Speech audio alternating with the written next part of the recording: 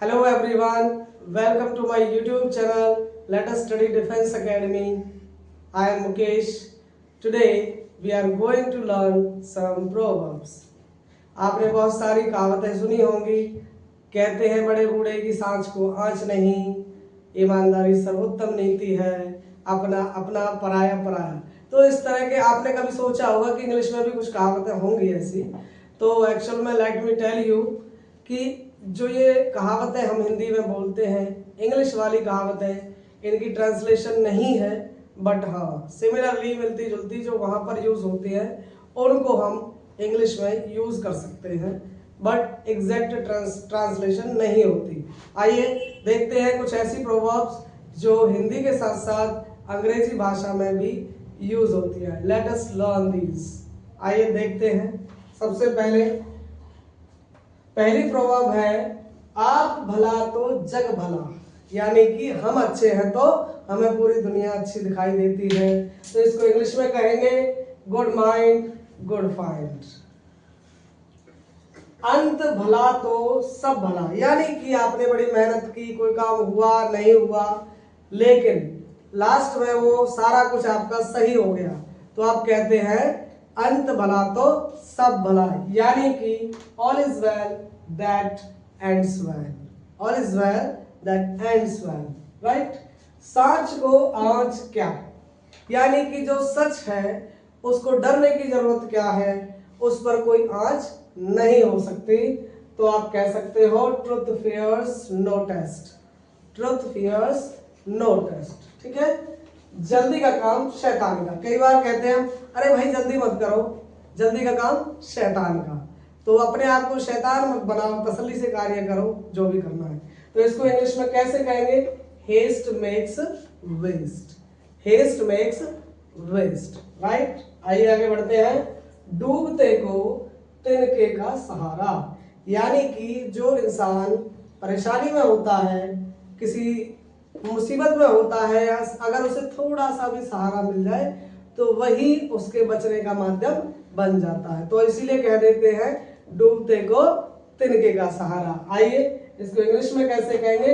A drowning man catches a straw, a drowning man catches a straw. आगे बढ़ते हैं। ईमानदारी सर्वोत्तम नीति है, ईमानदारी सर्वोत्तम नीति है। अगर आप ईमानदार हैं तो वो सबसे अच्छी पॉलिसी मानी जाती है। आप किसी के साथ, किसी रिलेशन में, किसी अपने कार्य में, कहीं भी आप ईमानदारी से कार्य करते हैं, अपनी मेहनत करते हैं, तो सबसे अच्छी नीति मानी जाती है, जिसको हम इंग्लिश में कह देते हैं honesty is the best policy, honesty is the best policy, ठीक है। आगे बढ़ते हैं। इलाज से परहेज बेहतर। पुराने हकीमों से आपने सुना होगा कि ये परहेज करना है आपको, ये नहीं खाना है, ये नहीं करना है, ये नहीं खाना है, ऐसे नहीं करना है। तो दवाइयों के साथ साथ आपको ये चीजें बताते हैं। क्यों बताते हैं? क्योंकि जो हमारे पूर्वज थे वो जानते थे इलाज से बेटर है आपको प्रिवेंशन रखना, किसी चीज का परहेज करना। तो उससे क्या होता है, बहुत ही जल्दी आपकी बीमारी ठीक होती है, ठीक है। तो आप कह सकते हैं prevention is better than cure, prevention is better than cure, right. अंधों में काना राजा, आपने सुना होगा, हम अक्सर कहते हैं अंधों में काना राजा। जहां आपको लगता है ज्यादा नॉलेज वाले लोग नहीं हैं किसी भी फील्ड में, मान लो, और हम कहते हैं उनमें थोड़ा सा एक होशियार हो थोड़ा सा, तो हम कह देते हैं कि वो अंधों में काना राजा है, ठीक है।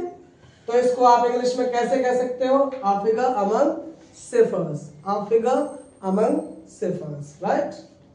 अपना अपना पराया पराया, यानी कि जो अपना होता है वो अपना होता है, यानी कि एक समय ऐसा होता है कि आप कह देते हैं अरे तुमने तो रंग दिखा दिया अपना, कि वास्तव में जो अपना होता है, अपना खून होता है, वही अपना होता है, और पराया पराया होता है। तो इसी कहावत के हिसाब से हम कह सकते हैं अपना अपना पराया पराया। इसको इंग्लिश में आप कैसे कहेंगे?